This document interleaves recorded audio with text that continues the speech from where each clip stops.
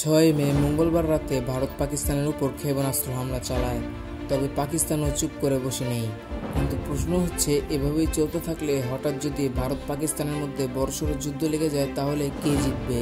এই প্রশ্ন সবার মনে ঘুরপাক খায়। তাই আজকের এই ভিডিওতে জানবো ভারত পাকিস্তানের মধ্যে যুদ্ধ বেঁধে গেলে কে জিতবে। এর জন্য আমাদেরকে জানতে হবে ভারত পাকিস্তানের সামরিক শক্তি ও যুদ্ধ বেঁধে গেলে কোন দেশ কাকে সমর্থক বা সহযোগিতা করতে পারে। ভারতের সামরিক শক্তি। ভারতের কাছে রয়েছে প্রায় 14 লাখ সৈন্য ও রিজার্ভ ফোর্স রয়েছে 11 লাখের বেশি। ভারতের কাছে রয়েছে প্রায় 2200টি যুদ্ধ বিমান। এর মধ্যে রয়েছে Su-30 MKI যুদ্ধ বিমান, রাফাল যুদ্ধ বিমান ও তেজাস যুদ্ধ বিমান। ভারতের কাছে রয়েছে প্রায় 4700-এর বেশি ট্যাঙ্ক। এর মধ্যে রয়েছে আধুনিক যুদ্ধ ট্যাঙ্ক T-90 ভীষ্মা।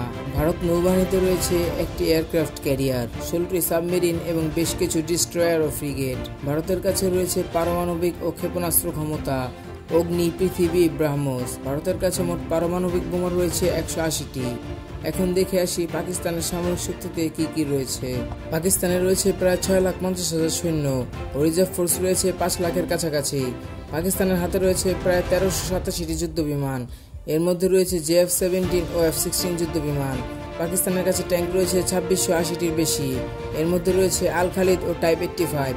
পাকিস্তানের নৌবাহিনীতে রয়েছে 8টি সাবমেরিন, 8টি ফ্রিগেট, ডিস্ট্রয়ার ও পেট্রোক্রাফট। পাকিস্তানের কাছে রয়েছে পারমাণবিক অস্ত্র, আনুমানিক প্রায় 165টির বেশি পারমাণবিক বোমা রয়েছে পাকিস্তানের কাছে। ভারত পাকিস্তান যুদ্ধ লাগলে কোন দেশ কাকে সমর্থন বা সহযোগিতা করতে পারে? ধারণা করা যায় ভারত পাকিস্তানের যুদ্ধ হলে যুক্তরাষ্ট্র, ফ্রান্স, রাশিয়া, জাপান ও অস্ট্রেলিয়া ভারতের সমর্থন ও সহযোগিতা করতে পারে। পাকিস্তানকে সমর্থন ও সহযোগিতা করতে পারে চীন, তুরস্ক, সৌদি আরব ও কিছু আরব দেশ। যুদ্ধ মানে ধ্বংস। যদিও ভারতের সামরিক শক্তি ও আন্তর্জাতিক সমর্থন বেশি, তবে যুদ্ধ লাগলে পাকিস্তানও ভয়াবহ জবাব দিতে পারে, বিশেষ করে পারমাণবিক অস্ত্রের কারণে। আর তাছাড়া বিজয় ইসলামের হবে ইনশাআল্লাহ।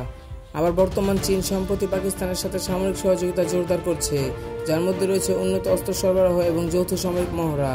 এই সহযোগিতা পাকিস্তানের সামরিক সক্ষমতা বৃদ্ধি করতে সহায়তা করছে। তবে চীন সরাসরি কোনো সামরিক সংঘাতে জড়িত হওয়ার সম্ভাবনা কম, কারণ চীন চায় ভারত ও পাকিস্তান উভয়ের সাথে কূটনৈতিক সম্পর্ক বজায় রাখতে। এই দুই দেশের মধ্যে যুদ্ধ কেবল বিজয় পরাজয়ের প্রশ্ন নয়, এটি হতে পারে গোটা উপমহাদেশের জন্য এক অন্ধকার সময়ের সূচনা। তাই উত্তেজনা নয়, প্রয়োজন শান্তি, সংলাপ ও কূটনীতি। আমাদের বাংলাদেশের ভাইয়েরা যে কোনো সময় ইসলাম ও দেশের জন্য শহীদ হতে পারবে। তাই শুধু পাকিস্তান আর বাংলাদেশ না, আমরা মুসলিম সবাই ভাই ভাই। ভিডিওটি ভালো লাগলে একটি লাইক দিয়ে দিন। আর অজানা, অদ্ভুত ও রহস্যময় ভিডিও পেতে চ্যানেলটিকে সাবস্ক্রাইব করার অনুরোধ রইল। ভালো থাকবেন, ধন্যবাদ।